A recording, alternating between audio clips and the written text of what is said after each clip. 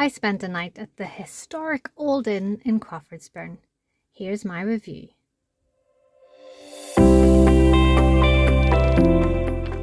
I've arrived a bit too early to check in, so I'm taking a walk into the country park.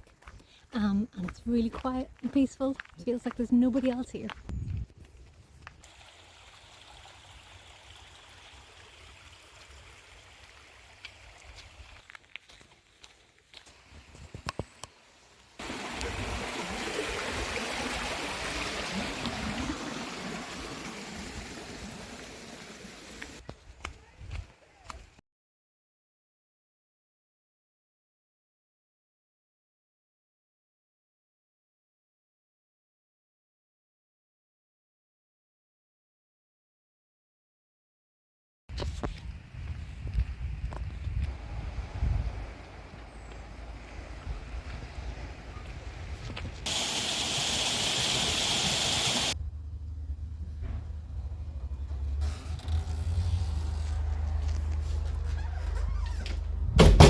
Okay, just arrived. I'm in the Mistletoe Suite. This is what's called a petite room because I'm just here on my own. But it's plenty big for me, as you can see. Got my suitcase, got my coffee maker, kettle and biscuits. Got my TV, got my ice bucket, got my fridge. And actually, I come right out at my own car. Yeah, it's okay. Let's check out the bathroom. Okay, nice and bright. All my amenities.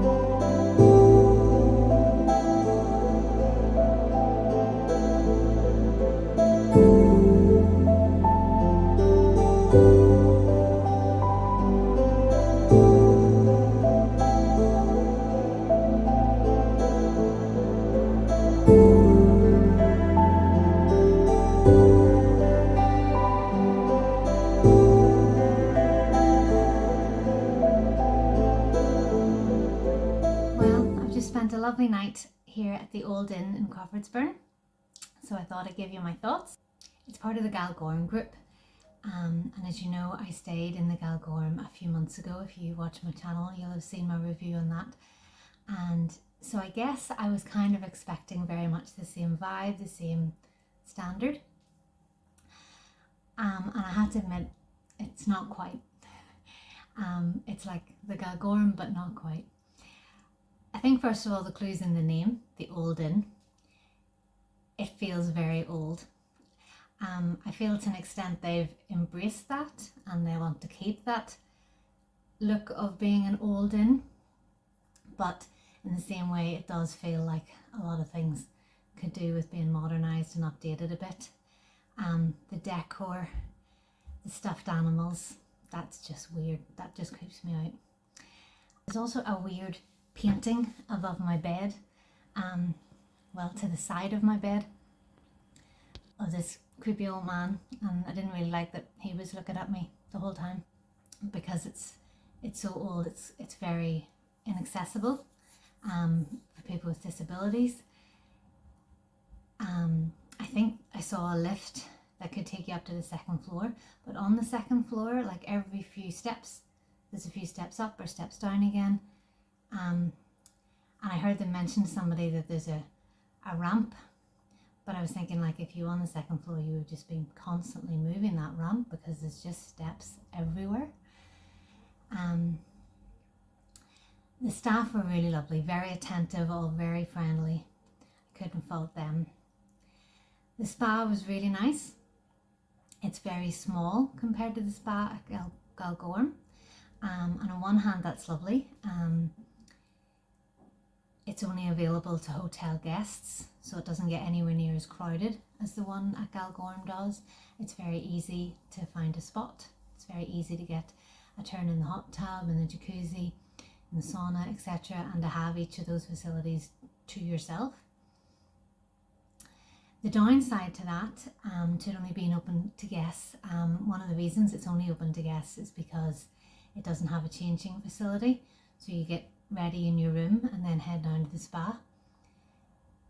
But that means then that you can't use it until you check in at 3 o'clock. Whereas at the Galgorm, you were allowed to come and use the spa from 12 on the day of your booking, even though you couldn't get into your room until 3. Now, I did hear from one of the guests that they're changing that they're currently building changing rooms and a gym. And the idea then is that people can become members of the gym and then use the spa as part of their membership, which means it will then become available to people who are not staying at the hotel. Downside to that is it's a really small spa, and so I think if other people were using it, it could get overcrowded. It's definitely not as well kept as the one at the Galgorm. There was a lot of little things not working, but it was really beautifully done. The food's been good. Breakfast was really nice. I liked that the hot food was on a menu rather than a buffet, so everything was freshly made. The walls are very thin, and as you can see behind me, the TV is on this wall and my bed is against that wall. So the room behind me, the TV is right on the other side of the wall where I'm sleeping. So last night when they were watching their TV, I as well have been watching the TV. I could hear it so clearly. Having said that, I'm in a petite room, which I think is mostly given to single guests. And so I imagine the larger rooms, maybe that wouldn't be the case. All the facilities are here. Got everything you needed, toiletry-wise, towels, a lovely coffee maker, and a fridge full of soft drinks. And that was when I first noticed something missing, because at the Galgorm they told you that all the drinks in the fridge were included, but here they hadn't mentioned that. And so I thought to myself, I'll just ring down to reception and check before I take one of these drinks. And then I noticed there's no phone. And so you've no way of contacting reception from your room. If you needed to ask a question, you had to walk back down to reception, which I think I've never had that in a hotel before. It's very strange. But lovely bathrobes and slippers provided for heading down to the spa, and a really lovely comfortable bed. So overall, I've really enjoyed my stay, but I feel it is a once-off. When I went to the Galgorm, I immediately fell in love and knew I would be back many, many times, and have already booked another trip this summer. But I feel with here, I've ticked it off. I don't feel the need to do it again. But that's not to say I don't recommend it. It was very lovely. I think particularly as a solo traveller or as a couple, definitely not a family hotel. It is lovely being right beside the country park, a nice walk down through the forest to the beach, and then Crawfordsburn village itself is very pretty, and you're not far from Bangor. So marks out of 10, I think I would give it a 7.